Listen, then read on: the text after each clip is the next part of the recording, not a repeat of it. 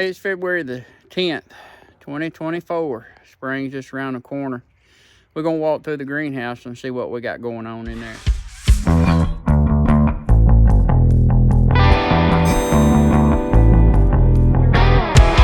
These are herbs that we had started in the grow rack. This is Italian leaf basil, cilantro, and parsley.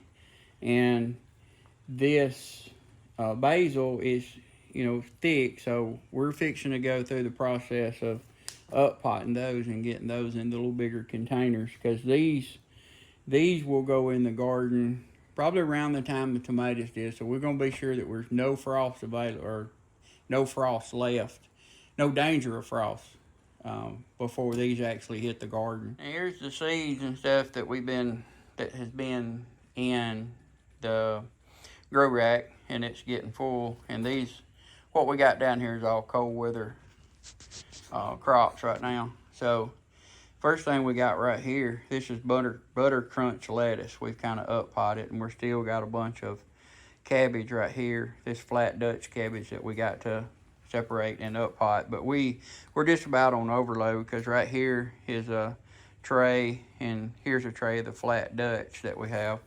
Over here is our broccoli that's coming on, and here's some more butter crunch, and this is some more flat Dutch and flat Dutch.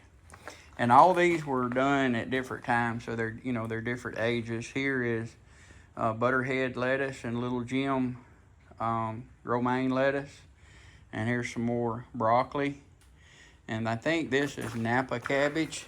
Yep, Napa cabbage. And there's some more Napa cabbage, and here's some of the lettuce that, the video we did, could they survive that Arctic blast, which they didn't, so I have replaced those, and here's still some that's left. And here's some of our older not Napa cabbage, but the flat Dutch cabbage that we've up potted today. It's raining down here in North Alabama. It's supposed to rain all day today, tomorrow, and Monday, so it's going to be greenhouse work before we go back to work. And here's some more butter crunch, and over here we've up potted some Napa cabbage. This is some of our older crops. This will be what will go into the garden first. So we're doing it in stages so that we get that continuous crop up till it gets too hot to grow our early spring crop. And here we have our hydrangeas that we overwintered. Last year I had 60 of these ready to go, and we got another one of those Arctic blasts. Seemed like we've got one of those last 3 out of the 4 years, and we lost every one of them. So I still had a bunch in the propagation frame outside where we rooted them in, so I just let them stay there and go dormant.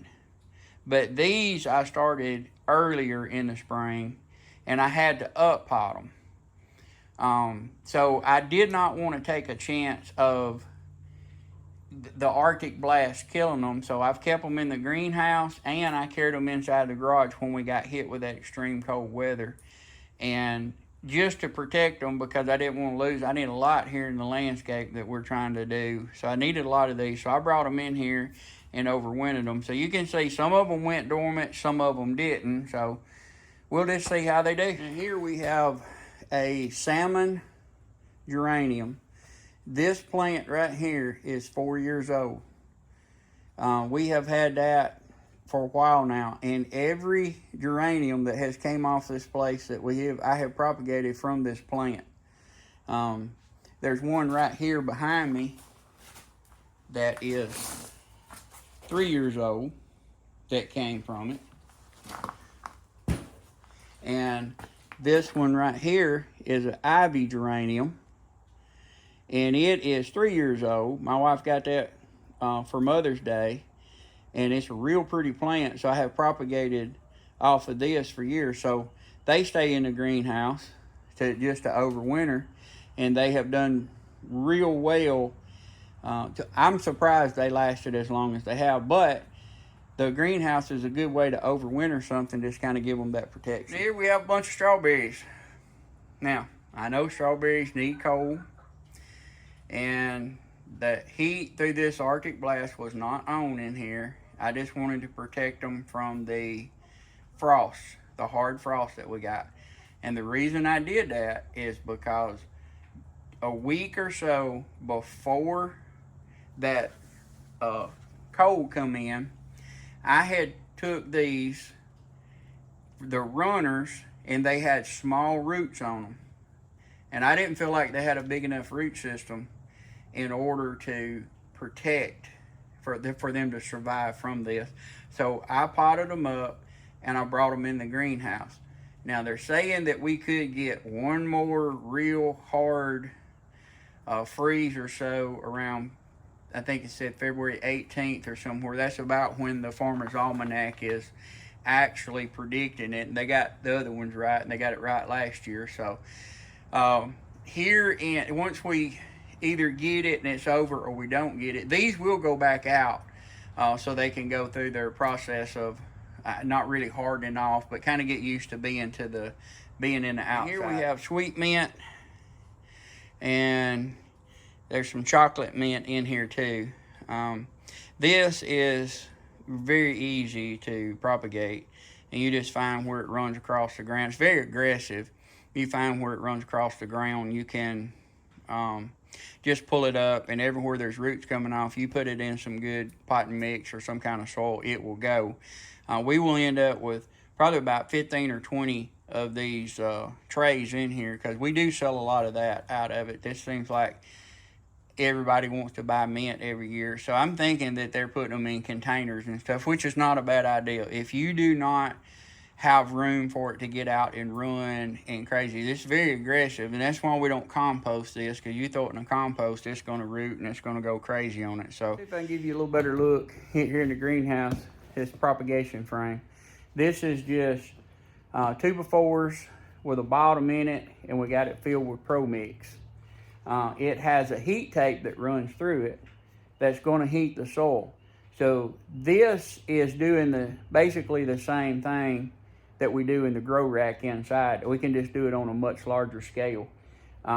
Because here, March the 1st, this right here, from one end to the other, will end up being tomatoes.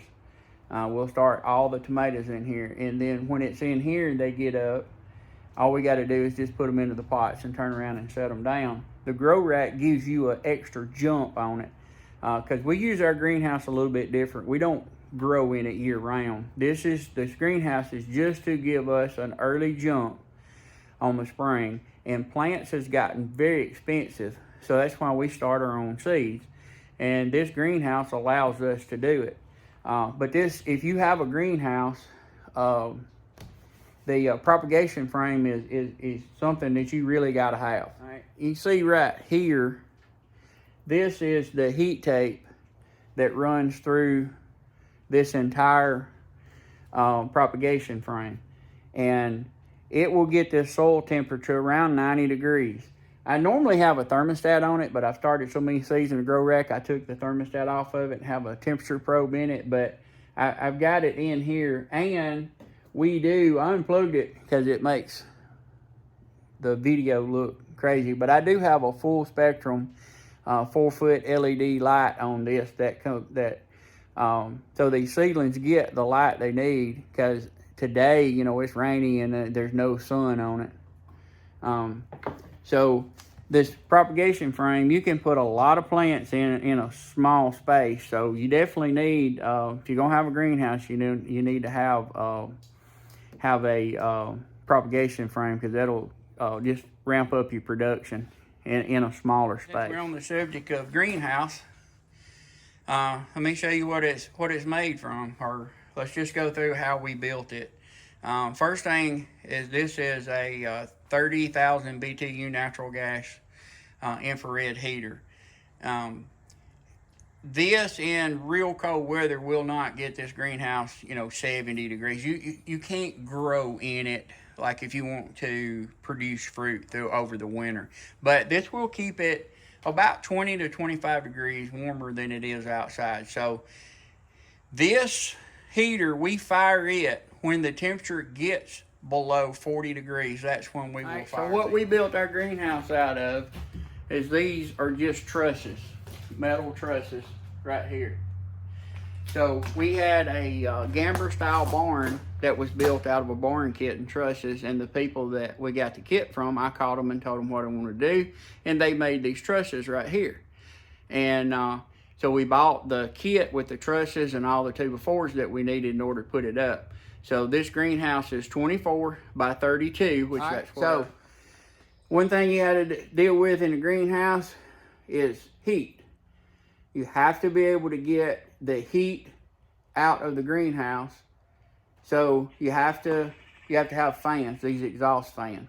And they will pull the air. We got louvered vents back here on the corner that will open up when the air comes through.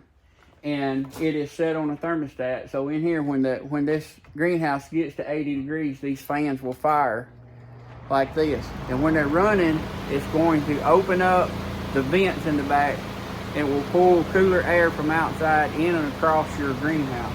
And sometimes if you need air circulation, if you don't have the fans hanging up like we do, you can use these to help circulate the air in the greenhouse. Now, what we did is come up 2 foot, and we covered, this is just recycled roofing material that we had. And you see here is the louvers that will open when the fan comes on, and when they're done, they just fall back. So you don't have to send this straight to the ground. You can come up 2 foot and frame up and build and put this metal roofing on the side of it. Now the outside, this is just clear plastic sheeting, roof sheeting. This is what's on the front and the roof. This was a little bit pricey when we got it, but this is what we put on the front and to cover it, and it has really done a real good job.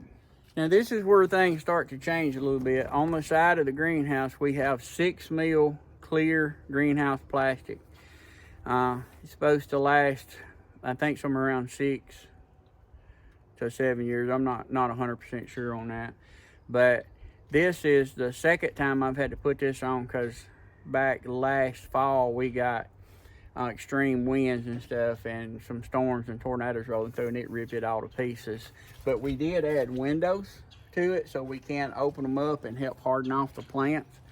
So this is, we just used 6 mil greenhouse clear plastic for the sides. The reason we didn't use what we used on the front is because it got very expensive and hard to get, because we built this greenhouse in 2020, was dealing with all that COVID stuff, and you couldn't get anything. So this was the cheapest alternative to it, and it's worked very well, so we just haven't ever changed it. And we probably will at some point, but right now this works just great. So you can build a hoop house or anything like that and cover this plastic and get a greenhouse going. And when we come out of the greenhouse, the garden's right here. We don't have far to go.